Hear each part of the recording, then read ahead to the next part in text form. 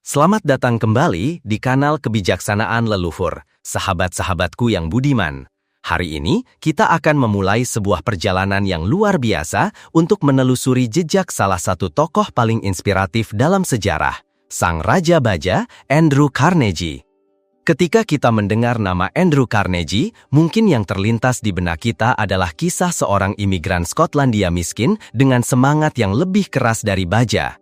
Ia adalah seorang anak yang berjuang melampaui takdirnya, menjadi tulang punggung bagi keluarganya, pilar bagi perusahaannya, dan akhirnya menjadi mercusuar bagi masyarakat sebagai orang terkaya ketiga dalam sejarah dunia, tepat di bawah John D. Rockefeller dan Mansa Musa menurut majalah Forbes pada tahun 2007. Bahkan saat hidup dalam kemiskinan, kejujuran, dedikasi pada pekerjaan, dan semangat belajarnya yang tak pernah padam membuatnya menjadi sosok yang selalu bisa diandalkan.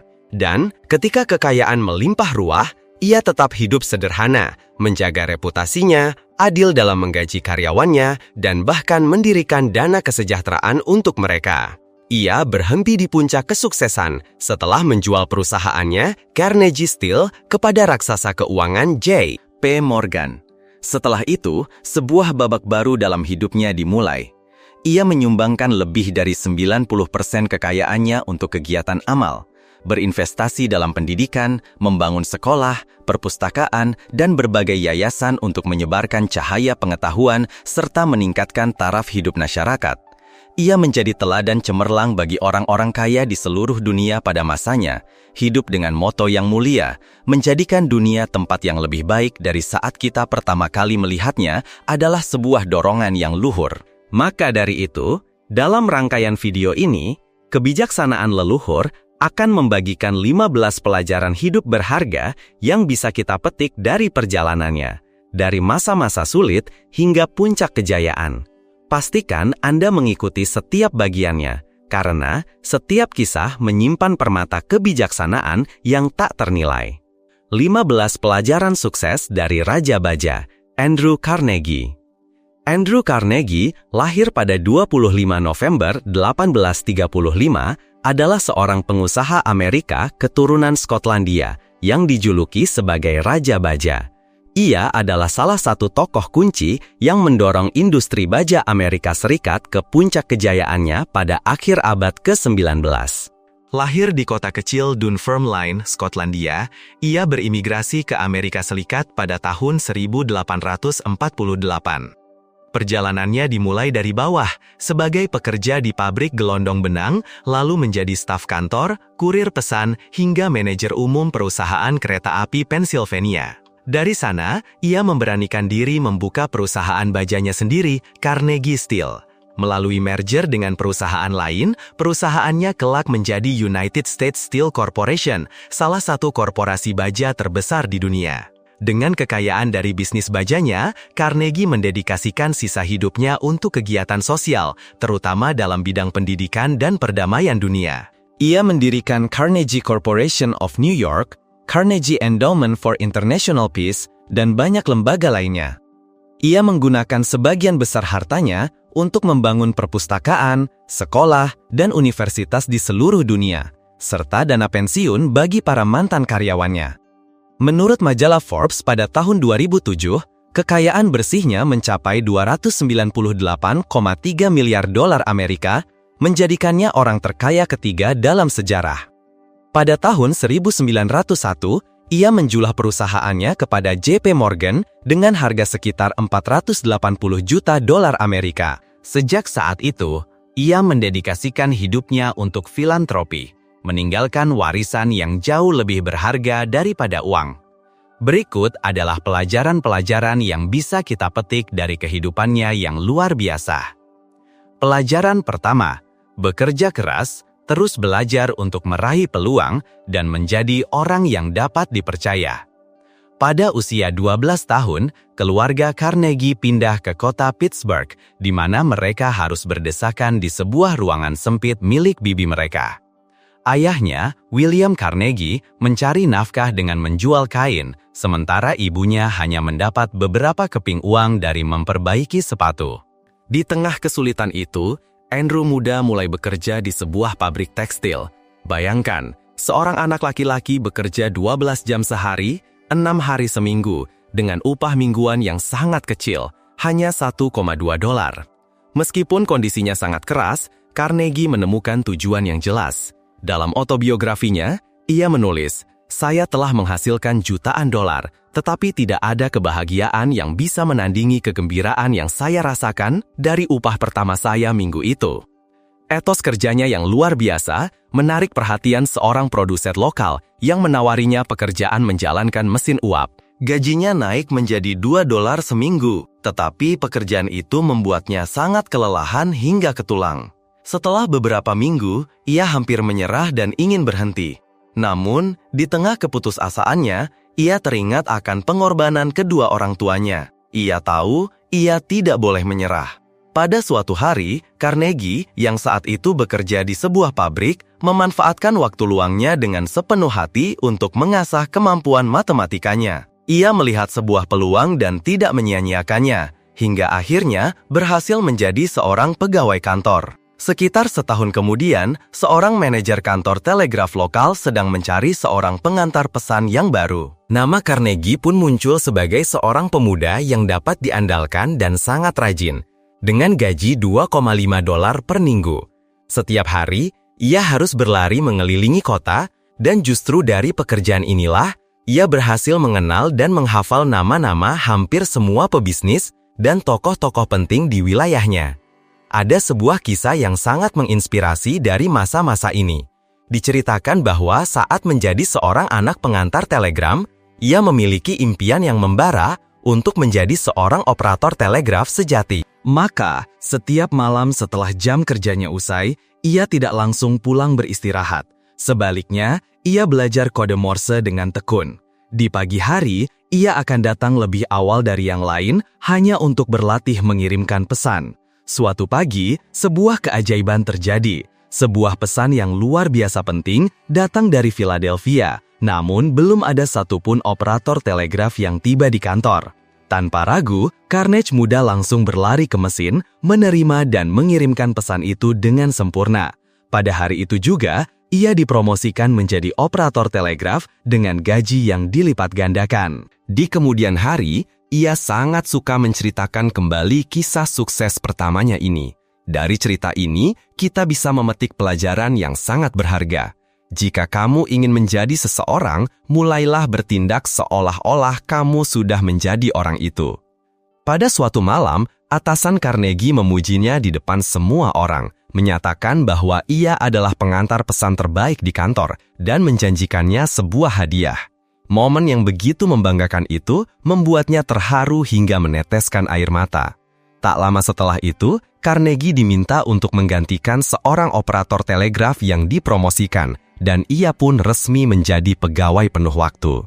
Berkat waktu yang ia habiskan untuk membiasakan diri dengan suara-suara telegraf, Carnegie mampu menerima pesan jauh lebih cepat daripada operator lainnya. Ketika sebuah bencana terjadi di kota terdekat, dialah yang dikirim untuk menangani jalur telegraf yang rusak. Seiring berjalannya waktu, Carnegie menjadi orang kepercayaan manajernya, Tuan Scott, yang kelak menjadi presiden perusahaan kereta api Pennsylvania. Dan Carnegie lah yang akhirnya dipilih untuk menjadi penerus Scott di perusahaan raksasa itu. 2. Gairah membaca yang luar biasa. Sejak kecil, Andrew Carnegie memiliki kecintaan yang langka terhadap buku. Di tempat kerja, teman-temannya sering melihat Andrew membawa buku untuk dibaca di setiap waktu luang yang ia miliki. Karena tidak punya uang untuk membeli buku, Carnegie muda menjalin pertemanan dengan semua orang yang memiliki buku hanya untuk bisa meminjam atau bahkan meminta buku dari mereka. Jika saat itu seseorang berkunjung ke rumahnya, orang itu pasti akan terkejut melihat perpustakaan pribadi yang begitu kaya milik seorang pekerja miskin. Ketika ia telah mencapai puncak kesuksesan, Andrew Carnegie berkata kepada banyak orang, "Semua pengetahuan dan pemahaman yang saya miliki, semuanya berasal dari belajar dan membaca buku secara mandiri." Inilah yang membuatnya menjadi seorang pecinta buku yang sejati.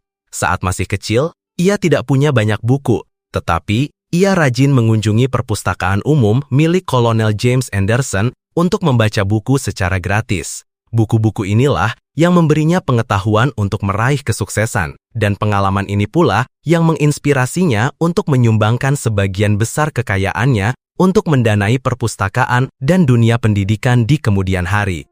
3. Meraih peluang emas di industri kereta api.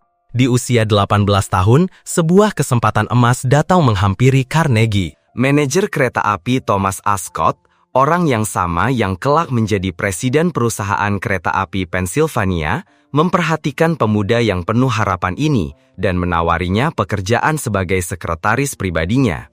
Pekerjaan ini memberinya pengalaman yang tak ternilai tentang industri kereta api dan bisnis secara umum, serta kesempatan untuk berinteraksi dengan berbagai macam orang. Gajinya saat itu adalah $35 per bulan, sebuah lompatan besar baginya. 3 tahun kemudian, Carnegie dipromosikan menjadi seorang pengawas. Bekerja di bawah bimbingan Scott, ia diajarkan tentang seluk-beluk investasi dan diperkenalkan pada bisnis-bisnis baru yang menjanjikan. Ini adalah masa di mana industri kereta api telah menjadi salah satu bisnis terbesar di Amerika. Carnegie memahami pasar dengan sangat baik dan mulai berinvestasi di industri pendukung kereta api seperti rel, besi, jembatan, dan lain-lain. Investasi ini memberinya keuntungan yang sangat besar, dan ia pun membangun sebuah perusahaan yang memasok bahan-bahan mentah untuk industri kereta api. Pada tahun 1861, Andrew diangkat menjadi manajer umum kereta api militer. 4. Intuisi tajam dan ketegasan dalam berbisnis. Menurut autobiografinya, peluang investasi pertama Carnegie datang dari Tuan Scott, manajernya di perusahaan kereta api. Scott memberitahunya tentang sebuah kesempatan untuk membeli 10 lembar saham perusahaan Adams Express. Saham tersebut dimiliki oleh seorang pegawai stasiun dengan harga $500, ditambah biaya transaksi $100.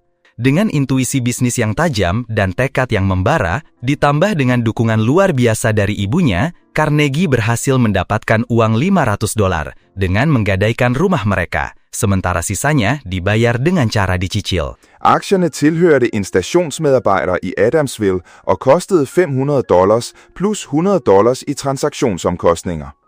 Med sin skarpe intuition, en stærk vilje og sin fantastiske mors støtte skaffede Carnegie de $500 ved at pantsætte familiens hus, mens resten blev betalt i afdrag. Lalu, pada suatu hari yang tak terduga, Andrew Carnegie tiba-tiba menawar harga yang sangat tinggi, $40.000 AS, untuk membeli sebidang tanah milik sebuah keluarga petani. Carnegie berani mengambil resiko dengan perhitungan bahwa suatu saat nanti perusahaan minyak pasti akan mengincar tanah tersebut.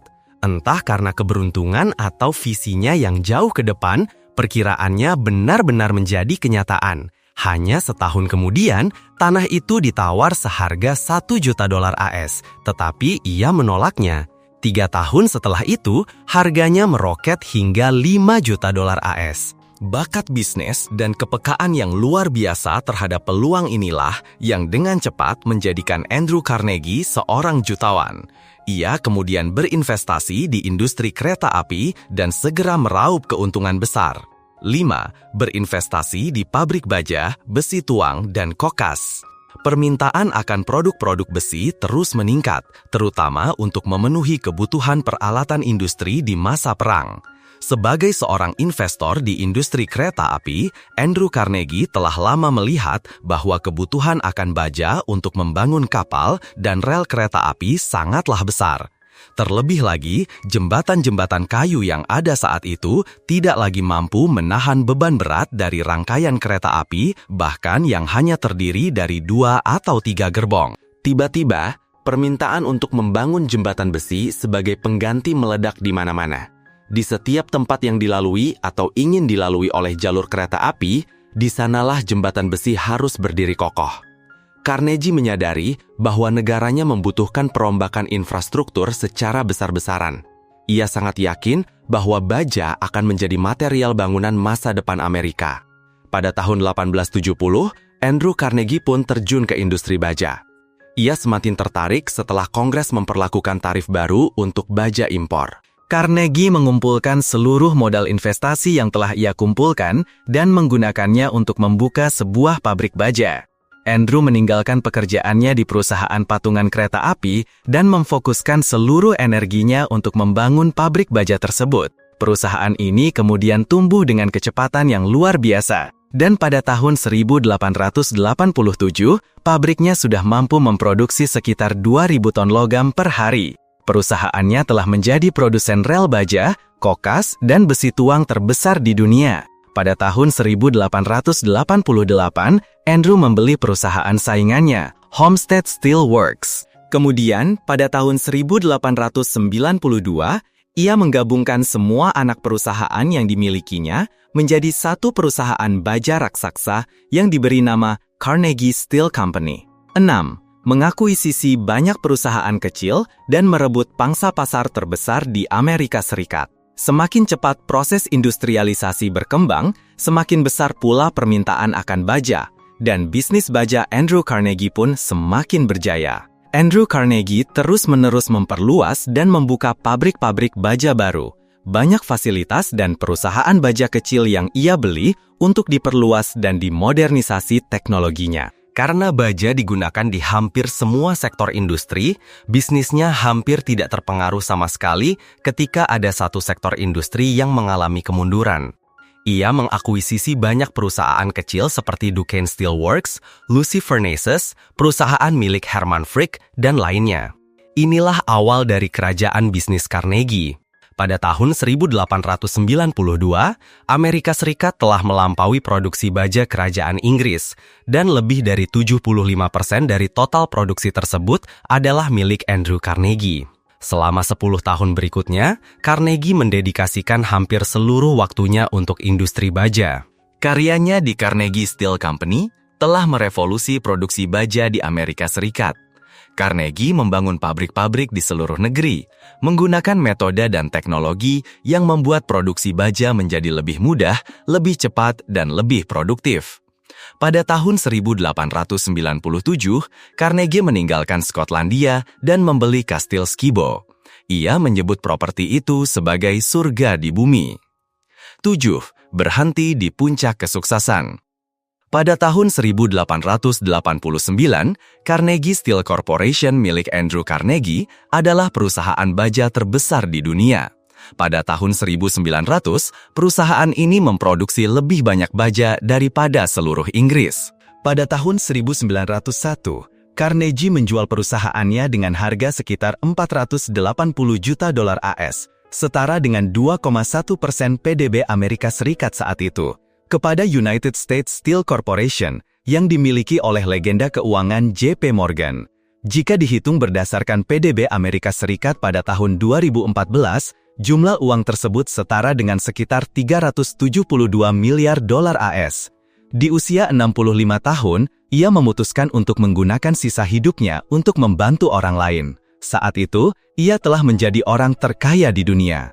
Mengenai alasannya berhenti dari bisnisnya yang sedang cemerlang, Carnegie berbagi. Setelah buku saya, Injil Kekayaan diterbitkan, saya harus mematuhi apa yang telah saya tulis. Jadi, saya tidak lagi melanjutkan usaha untuk memperkaya diri. Saya memutuskan untuk berhenti mengumpulkan kekayaan dan memulai sebuah tugas yang lebih sulit dan serius, yaitu mendistribusikan kekayaan saya secara bijaksana. Setiap tahun, keuntungan kami mencapai minimal sekitar $40 juta AS, dan prospek keuntungan di masa depan bahkan jauh lebih besar. Buku Pesan Agung tentang Kekayaan yang diterbitkan oleh perusahaan Century di New York pada tahun 1900 sebenarnya adalah kumpulan artikel yang ditulis antara tahun 1886 dan 1899. Tulisan-tulisan ini pernah dimuat di berbagai media terkemuka pada masanya. 8. Pandangan tentang nilai kehidupan. Kematian dalam kekayaan adalah kematian yang memalukan. Andrew Carnegie, sang tokoh bijak kita, memegang sebuah prinsip yang begitu kuat. Mati dalam keadaan kaya adalah sebuah aib, sebuah kematian yang memalukan. Setelah menjual seluruh bisnisnya, ia tidak berleha-leha. Justru ia mencurahkan seluruh sisa hidup dan gairahnya pada kedermawanan. Carnegie percaya bahwa pendidikan adalah kunci sejati yang dapat mengubah sebuah masyarakat menjadi lebih baik. Keyakinan inilah yang mendorongnya mendanai pembangunan lebih dari 3.000 perpustakaan di seluruh penjuru dunia. Tidak hanya itu, ia dengan murah hati memberikan dana pensiun bagi para guru, sebuah profesi yang sangat ia hormati. Ia juga mendukung lebih dari 2.800 perpustakaan lainnya agar bisa terus beroperasi. Jika dihitung, total sumbangannya mencapai sekitar 60 juta dolar Amerika untuk perpustakaan, 78 juta dolar untuk pendidikan, dan bahkan ia menghadiahkan sekitar 7.000 piano kepada para guru sebagai bentuk penghargaan. Sebuah kisah yang begitu menyentuh terjadi di akhir hayatnya. Saat terbaring lemah, Andrew Carnegie berpesan bahwa ia masih memiliki 30 juta dolar yang belum sempat ia amalkan. Pada tanggal 11 Agustus 1919, ia pun menghembuskan nafas terakhirnya. Sesuai dengan wasiatnya, seluruh sisa uang 30 juta dolar itu disumbangkan ke berbagai yayasan dan lembaga amal. Carnegie memiliki seorang putri, dan ia hanya mewariskan sejumlah kecil uang yang cukup untuk hidup nyaman beserta sebuah rumah. Namun, karena biaya perawatan rumah itu terlalu mahal, sang putri akhirnya menjual rumah warisan tersebut. Semasa hidupnya, Carnegie selalu mengingatkan dirinya sendiri untuk tidak jatuh ke dalam perangkap penyembahan uang. Pada bulan Desember 1868, di usia 33 tahun, dengan penghasilan 50.000 dolar per tahun, jumlah yang luar biasa besar pada masa itu, ia menulis sebuah memo untuk dirinya sendiri. Ia berkata bahwa setiap manusia harus memuja sesuatu, tetapi memuja kekayaan adalah salah satu bentuk penyembahan yang paling buruk. Di akhir catatannya, Carnegie mendorong dirinya untuk terlibat dalam urusan masyarakat, terutama dalam meningkatkan pendidikan dan kondisi hidup kaum miskin. Dalam esainya yang terkenal, The Gospel of Wealth atau Pesan Agung tentang Kekayaan pada tahun 1889, Carnegie dengan tegas menyatakan pandangannya bahwa orang kaya harus menggunakan hartanya untuk menolong masyarakat. Ia menulis, "Orang yang mati dengan meninggalkan warisan jutaan dolar tidak akan ditangisi, dihormati, atau dipuji. Kematian dalam kekayaan adalah kematian yang memalukan. Agar orang-orang kaya tidak perlu khawatir akan kematian yang memalukan itu, Carnegie menyarankan mereka untuk beramal sejak masih hidup, dengan berinvestasi di bidang yang tidak akan pernah lekang oleh waktu, yaitu pendidikan." Dalam sebuah film dokumenter BBC tentang Carnegie, mantan Perdana Menteri Inggris Gordon Brown memberikan pandangannya. Carnegie telah menginspirasi orang-orang kaya untuk memiliki misi yang lebih jelas, untuk fokus menciptakan perubahan, bukan sekedar membiayai hobi pribadi. Brown merasa bahwa di zaman sekarang, para jutawan dan miliarder seharusnya bercermin pada teladan Carnegie, seperti yang pernah dikatakan oleh sang raja baja itu sendiri, menjadikan dunia tempat yang lebih baik daripada saat engkau menemukannya adalah sebuah dorongan jiwa yang paling mulia. Berikut adalah kutipan dari salah satu catatan pribadi Carnegie dalam bukunya, "Manusia tidak hidup dari roti semata." Aku pernah mengenal para jutawan yang mati kelaparan karena kekurangan gizi batin. Ini membuktikan bahwa kita semua adalah manusia biasa. Sebaliknya, aku juga mengenal banyak pekerja dan orang-orang yang dianggap miskin, namun mereka justru mabuk dalam kemewahan jiwa, sebuah kemewahan yang bahkan tak mampu dijangkau oleh para jutawan itu. Pikiran bukan hanya untuk menyehatkan raga. Tidak ada kelas yang lebih menyedihkan daripada kelas orang-orang yang hanya memiliki uang dan tidak memiliki apa-apa lagi. Uang hanyalah budak yang berguna bagi nilai-nilai yang jauh lebih tinggi daripada dirinya sendiri. Cita-citaku terbang lebih tinggi. Aku berhasrat untuk menyumbang pada pencerahan dan kebahagiaan jiwa, pada hal-hal rohani, dan pada segala sesuatu yang bisa membawa rasa manis ke dalam kehidupan para pekerja. Di Paris, aku melihat, inilah cara penggunaan kekayaan yang paling luhur. 9. Pandangan tentang pekerjaan. Carnegie pernah berkata, rata-rata orang hanya mengerahkan 25% energi dan kemampuannya untuk bekerja. Dunia akan mengagumi mereka yang memberikan 50% kemampuannya dan akan menempatkan di puncak kejayaan mereka yang mendedikasikan 100% energinya saat bekerja. Dan ia benar-benar hidup sesuai dengan ucapannya. Ia selalu memberikan 100% energinya untuk pekerjaan. Datang lebih awal, pulang lebih lambat, hanya untuk belajar lebih banyak tentang apa yang ia kerjakan. Dan kerja keras inilah yang membukakan pintu-pintu kesempatan baginya, memberinya promosi dalam pekerjaan, dan yang terpenting, meraih kepercayaan penuh dari para atasannya yang kaya raya. 10. Seni dalam memahami manusia. Dalam autobiografinya, Carnegie mencatat sebuah pemikiran yang sangat mendalam. Aku tidak mengerti cara kerja mesin uap, tetapi aku berusaha keras untuk memahami sebuah mekanisme yang jauh lebih rumit, yaitu manusia. Carnegie terkenal dengan pemahamannya yang luar biasa tentang bagaimana menyatukan berbagai sumber daya manusia yang diperlukan untuk menciptakan produk-produk yang hebat. Ia percaya bahwa cara pencegahan terbaik adalah dengan mengakui kemampuan dan memberikan perhatian yang tulus kepada orang lain, serta ikut bersukacita dalam kesuksesan mereka. Tidak ada perbuatan baik yang sia-sia. Bahkan sampai sekarang, sesekali saya bertemu dengan orang-orang yang sudah saya lupakan, dan mereka mengingatkan kembali tentang perhatian-perhatian kecil yang pernah saya berikan kepada mereka, tulis Carnegie dalam autobiografinya. Selain membangun persahabatan dengan para mitra untuk memperkuat hubungan bisnis, Carnegie juga sangat memperhatikan hubungannya dengan para karyawannya. Banyak aksi mogok kerja dari para karyawannya berhasil ia redam melalui pertemuan tatap muka, berbincang, dan mendengarkan keluhan-keluhan mereka. Carnegie selalu mencari hubungan yang baik dengan para pekerja dan seringkali memberikan penghargaan berupa hal yang mereka inginkan ketika mereka berhasil menyelesaikan pekerjaan dengan baik.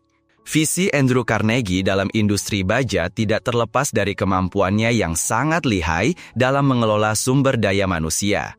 Ia sangat dihormati karena kehebatannya dalam bisnis dan juga pemahamannya akan masalah-masalah teknis dan teknologi. Karena itulah, ia berhasil menarik begitu banyak orang-orang berbakat untuk bekerja padanya, para manajer eksekutif, insinyur, dan pekerja terampil. Bisa dikatakan, tim yang ia miliki adalah tim yang sangat elit dan profesional. Setajam Andrew Carnegie dalam melihat peluang bisnis, setajam itu pula ia dalam menilai karakter dan kemampuan seseorang. Tidak sedikit orang-orang berbakat yang ditemukan oleh Andrew Carnegie secara kebetulan dan kemudian diberi jabatan penting. Banyak sekali orang-orang yang memiliki kemampuan luar biasa dipromosikan melompati jenjang karir yang biasa. Salah satu contohnya adalah Charles M. Schwab, yang kemudian menjadi direktur utama di perusahaannya. 11. Memfokuskan sumber daya pada produksi baja untuk menjadi master di bidangnya. Saya percaya bahwa jalan yang benar untuk mencapai kesuksesan yang luar biasa di bidang apapun adalah dengan menjadi seorang master di bidang tersebut. Tidak sedikit orang-orang berbakat yang ditemukan oleh Andrew Carnegie secara kebetulan dan kemudian diberi jabatan penting. Banyak sekali orang-orang yang memiliki kemampuan luar biasa dipromosikan melompati jenjang karir yang biasa. Salah satu contohnya adalah Charles M. Schwab, yang kemudian menjadi direktur utama di perusahaannya. 11. Memfokuskan sumber daya pada produksi baja untuk menjadi master di bidangnya. Saya percaya bahwa jalan yang benar untuk mencapai kesuksesan yang luar biasa di bidang apapun adalah dengan menjadi seorang master di bidang tersebut. Semua kelebihan dan kekurangan dari industri baja ia kumpulkan dan pelajari dengan sangat teliti. Ia memutuskan untuk berinvestasi secara besar-besaran dan sangat sistematis di sektor besi dan baja. Banyak teknologi dan hak paten terbaru dalam produksi besi dan baja dibeli oleh Andrew Carnegie dan dibawa pulang ke Amerika. Sejak saat itu, ia mendedikasikan seluruh modal dan pikirannya untuk memproduksi baja berkualitas tinggi. Kegiatan bisnis lainnya tidak lagi ia pedulikan. Andrew Carnegie hanya fokus pada baja dan baja saja. 12. Selalu menghasilkan produk terbaik. Pada tahun 1868, pabrik baja Andrew Carnegie lahir.